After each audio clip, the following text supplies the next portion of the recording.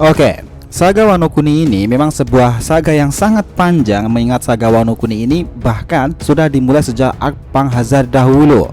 Selain saga Wano Kuni sendiri yang sangat panjang, peran seorang Big Mom dalam alur cerita One Piece pun juga sama panjangnya. Walaupun di chapter terakhir kita sudah diperlihatkan dengan kekalahannya dari dua generasi baru, Eustace, Captain Kidd dan juga Torao, namun kita belum bisa memastikan nih apakah Big Mom sudah benar-benar bisa dikalahkan ataupun apakah memang peran dari Big Mom itu sudah berakhir dan tidak akan muncul kembali sampai akhir cerita Wano Kuni ini selesai. Nah, jika kalian perhatikan baik-baik nih, bagaimana cara Big Mom itu dikalahkan, ini berbeda dengan karakter-karakter lain yang sudah benar-benar berhasil dikalahkan. Karena biasanya seorang karakter yang sudah benar-benar kalah pasti akan dibuat pingsan, mati, atau yang sudah pasti mata putihnya akan terlihat sebagai penanda jika dia sudah benar-benar kalah.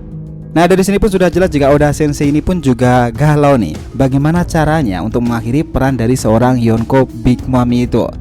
Hal terburuknya adalah di chapter-chapter ke depan kita akan kembali melihat bagaimana Big Mom yang lagi masih bisa bangkit dari kekalahannya itu, yang sekian kalinya keajaiban seperti apa lagi nih akan diperlihatkan oleh seorang Yonko Big Mom itu sendiri. Oke, kita breakdown cerita yang mulai dari sini.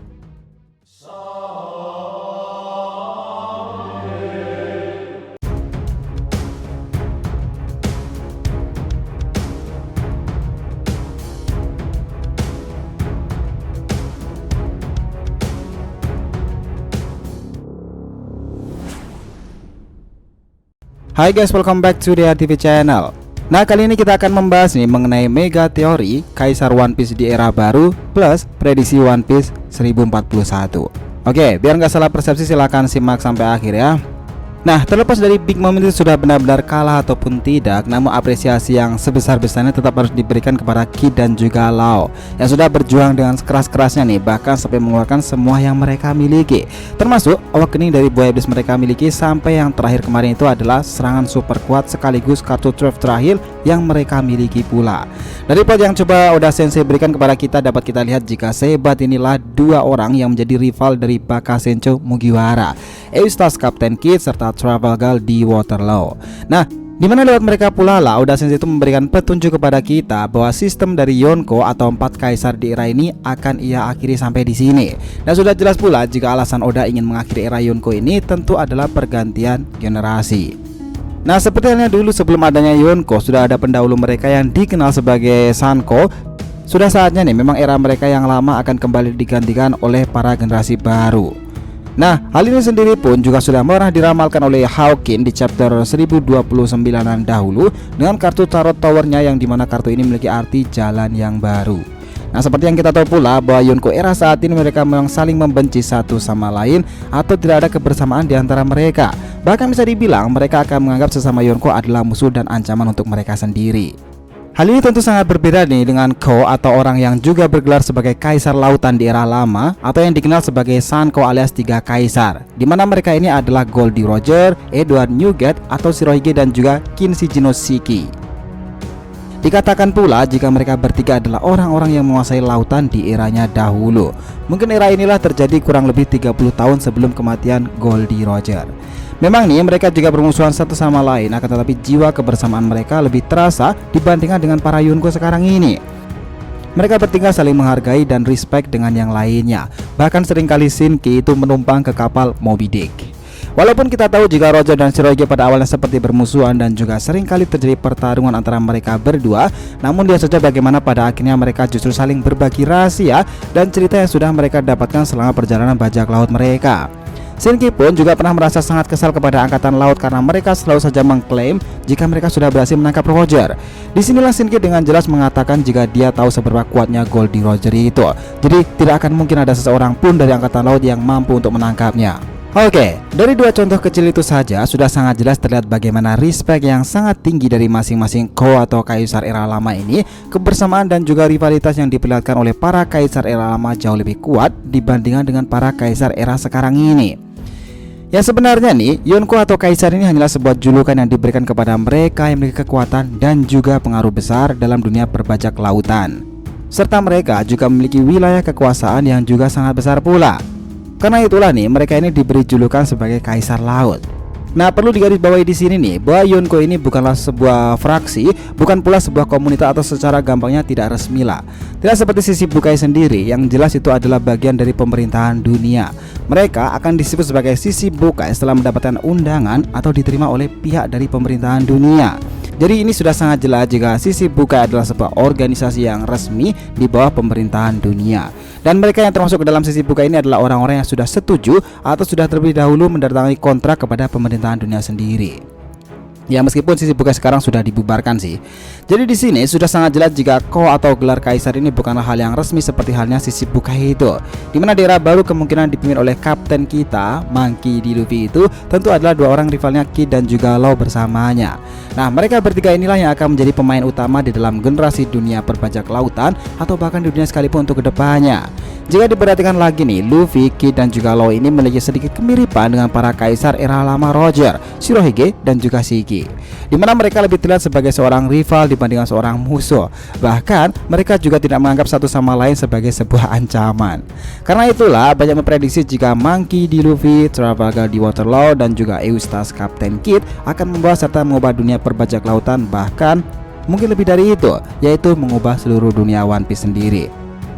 Dan catatan juga di sini nih, ada kemungkinan besar jika mereka itu nanti melakukan aliansi perbajak lautan itu, musuh mereka yang tertinggi kemungkinan adalah pemerintahan dunia dan juga para anggota Tenryubito itu.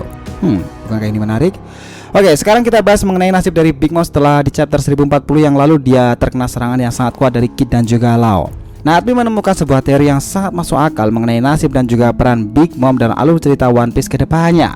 Teori ini mengatakan jika Big Mom itu masih selamat dari serangan terakhir Kid dan juga Law, maksudnya dia tidak benar-benar mati di sini, namun memiliki luka yang sangat parah. Kemudian dengan luka itulah Big Mom akan pergi menuju ke Pulau Elbaf. Nah, kenapa Elbaf nih? Jadi gini, kunci dari teori ini adalah nama dari salah satu homies Big Mom, yaitu Napoleon. Penamaan homies Big Mom yang satu ini sangat berbeda dengan para homies Big Mom lainnya yang bertemakan dewa. Besar kemungkinan jika nama Napoleon itu diambil oleh Oda Sensei dari kisah yang terjadi di dunia nyata, tepatnya di era masa lalu. Napoleon di sini merujuk pada nama Napoleon Bonaparte, sebuah nama yang sudah tidak asing lagi kan? Ya, Napoleon Bonaparte sendiri adalah sebuah pemimpin militer dan juga politikus Prancis yang menjadi terkenal selama revolusi Prancis berlangsung itu. Dia juga memimpin beberapa kampanye yang sudah selama perang revolusi. Nah, menurut catatan sejarah nih, bahwa Napoleon ini sudah melakukan banyak sekali peperangan. Dia bersama pasukannya juga termasuk salah satu yang sangat sulit untuk dikalahkan pula pada masa-masanya itu. Sudah banyak sekali peperangan yang dimenangkan oleh Napoleon itu selama pertarungan yang dialaminya. Nah, diketahui pula hanya ada dua peperangan yang tidak berhasil dimenangkannya, alias dia itu kalah. Peperangan itu adalah Perang Trafalgar dan Perang Waterloo. Nah, sebuah nama yang lagi-lagi terdengar tidak asing di telinga kita, bukan? Kedua perang ini yang tidak berhasil dimenangkan Napoleon itu tentu merujuk kepada karakter Trafalgar di Waterloo yang memang di dalam cerita One Piece sendiri sudah berhasil mengalahkan Big Mom. Apalagi berkali-kali Big Mom juga mengatakan bahwa serangan Law itu sangat mengerikan. Nah, perang Trafalgar ini terjadi dalam sebuah tanjung yang bernama Tanjung Trafalgar. Karena itulah perang ini disebut sebagai Perang Trafalgar. Karena kekalahan di perang inilah Napoleon mengurungkan niatnya untuk menginvasi Inggris Selatan. Napoleon Bonaparte berhasil bangkit setelah kekalahannya di Perang Trafalgar itu dan kembali menemui masa kejayaannya dengan memenangkan banyak peperangan lagi. Hingga suatu saat terjadi sebuah pertempuran besar yang dinamai sebagai Perang Waterloo. Nah, di perang inilah lagi-lagi Napoleon Bonaparte menemui kesialannya. Dia kalah dalam peperangan itu. Pertempuran Waterloo sendiri terjadi pada tanggal 18 Juni 1815 di dekat kota Waterloo, sekitar 15 km setelah ibu kota Belgia, Brussels. Dan ini merupakan pertempuran terakhir bagi Napoleon Bonaparte sendiri, sekaligus menutup sejarahnya sebagai Kaisar Prancis itu. Nah, ini akan sangat pas memang nih dengan Big Mom yang juga kalah di perang besar yang bisa jadi juga akan menjadi perang terakhirnya sekaligus menutup sejarahnya sebagai Kaisar Lautan dalam perbajak lautan era Yonko. Nah, masih ada satu hal lagi nih yang menjadi menarik di kisah Napoleon Bonaparte ini. Setelah kekalahannya di perang terakhir itu, tepatnya 100 hari setelah perang Waterloo, Napoleon melarikan diri dan menuju ke sebuah pulau yang bernama Elba.